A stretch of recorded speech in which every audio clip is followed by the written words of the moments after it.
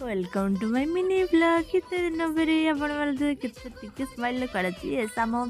ମାନେ ଯାଉଛି ଭୋଜି କରି ଆମ ସ୍କୁଲ ଫ୍ରେଣ୍ଡ ମାନେ ସେମାନେ ଖୋଲା ଯେତେବେଳେ ମାନେ କେତେ ଖୁସିରେ ଖାଇଛନ୍ତି ମୋ ପେଟ ଖରାପ ଅଛି ସେଥିପାଇଁ ମୁଁ ଖାଇପାରୁଛି ମୋତେ ବହୁତ ଦୁଃଖ ଲାଗୁଛି ସତ କଥା ଛାଡ଼ ଆଗେ ନିଜେ ଦେହ ଭଲ ହେଇସାରେ ତାପରେ ମୁଁ କଷିକି ଏନ୍ଜୟ କରି ଖାଇବି ହରେ ହରେ ମହାଦେବ ତାପରେ ଆମ ଗାଡ଼ିରେ ତେଲ ପକେଇଦେଲୁ ଗାଡ଼ି ତେଲ ସରିଗଲେ ଗାଡ଼ି ତଳ ପଡ଼ିବନି କିଛି ନଜାରା